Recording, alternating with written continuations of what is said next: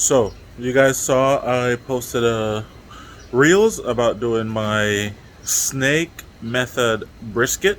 And this is just a quick video. I'm on vacation. I don't have all my tools that I usually do.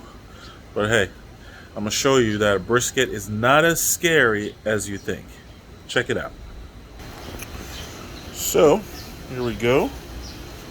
And we're just going to check the internal temp here.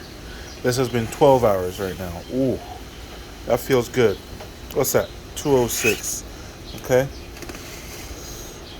Ooh, 210. Baby.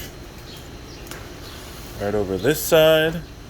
Yep, 212. And right here in the point, or in the flat, that's 212 again.